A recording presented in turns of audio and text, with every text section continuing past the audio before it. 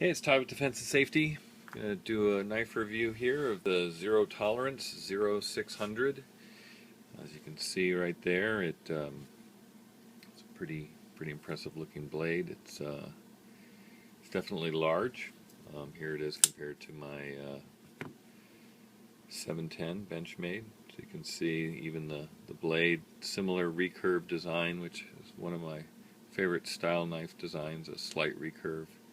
More of a narrow style blade, but even this, which is a fairly large knife, this pretty much dwarfs it. I'll compare it also to the 0560, another flipper, so you can get a sense of the size of this knife. Now, weight wise, it's definitely the heaviest of the three. It's a really well-made knife. I mean, Zero Tolerance has been really putting together some amazing knives. As you might know, this is an R.J. Martin design, and he is a custom knife maker, really known for his flippers and their smoothness and elegance, which, you know, this definitely has all of that. This is the first time I've ever seen a production knife using a milled titanium clip. This also has an inlay of carbon fiber, and then you have the textured 3D machined titanium with a titanium backspacer. There's this little lanyard hole that would probably take you 20 minutes to snake something through there and probably make you lose your mind. This is a B75P steel. It's a high-speed knife and bearing type steel. Excellent edge retention, hardness. Seems like a very good steel.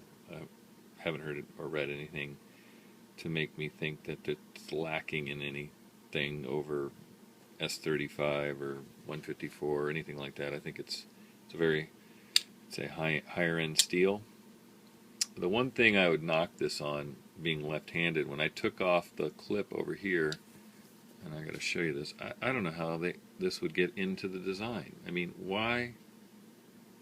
Look at that ugly manhole cover there. There's no purpose to that. Over here, it's just two holes and a raised little flat spot in the carbon fiber. So they could have, for sure, left that hole out. Ugh. So that's the only bummer to me. It just looks terrible. I was thinking of maybe see if I can get some pimper to make a little piece of titanium or carbon fiber to get two shorter screws and screw them in there. So some of the features of this, it does have the bearings, the IKBS type bearings in here. It also has a metal insert over the titanium, so that you basically have metal on metal. There's no titanium here rubbing in the lock bar. It has a built-in little tab that comes down, so it acts as an over travel, and the detent is in this piece. So if you ever replace this piece, you would get a new detent. The blade stock on this is really nice. I mean, if you can see that blade stock, that is, here I'll compare it to I guess the 550.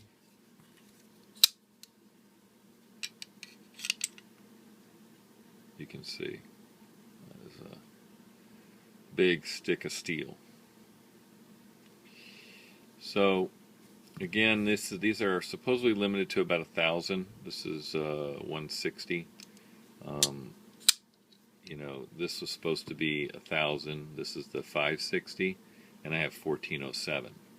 So I don't know how, this is the LMAX version, I don't know how good they are at living up to, you know, the limited production. I'm sure someone will post some pictures soon of some numbers over now. You know, I can see it going over a few over 1,000 because of blemishes and things where they may just take them out and not sell them. The action on it is very good. I mean, here's this one you can push it down to flick it open. This one you really have to only draw it back. And because of the size and weight of this blade, it's never going to rock it out. I mean, it definitely comes out. There's no holding it back. You know, it definitely comes out. But unlike this one, which you can come back with or straight down with, this one you definitely can only you cannot push it down. You have to draw it back. I'll show another flipper. This is the Browse Reloader. This one you would you can definitely feel the difference. This one feels a little smoother on the bearings, and it's definitely more of an in versus a back as well. And it's just all about the geometry of where this flipper is in relationship to the pivot. Let me compare the size of that as well. If you're thinking of any of these flippers. But yeah, I tell you, I do like this knife. It is definitely on the large size, but that being the case, and here they are closed so you can see what they're like in the pocket. The Browse Reloader is definitely thicker just because of the G10, and a little wider this way, as is the old Zero Tolerance 560. But it carries nice in the pocket. It doesn't bother me, and maybe it's because I've been carrying my my custom knife that I just got and uploaded a video on. It's definitely a lot heavier, but this does not bother me. But again, it is a large blade, and some people are maybe not comfortable carrying a large blade. But then I'll just pair it with a small, a smaller knife and carry it in the other pocket. So more of an EDC blade that I can pull out around other people. So I'm comfortable with these size blades, and I'll actually pull them out. Sometimes you don't realize how it affects people. You get a little nervous. But yeah, anyway, I think it's a great knife. Getting an RJ Martin is not easy. So, this is definitely an expensive knife, close to $400. So, and they're hard to get. But, you're getting the RJ Martin design for about half of his knife maker's price. And then obviously if you get an RJ Martin on the open market, you can pay well over $1,000. So, I would say you could definitely tell the difference if you held a true custom. But would you say it's worth twice or three times the amount? I'd say for most people who watch my channel, probably not. They probably wouldn't even want to buy this knife. But I'm still reviewing it. It is large. You can see it coming out the back of my hand. You can come back a little bit like that. I'm going to have medium to medium large hands. Okay. Well, there you go. That's the Zero Tolerance 0600 RJ Martin. Thanks for watching.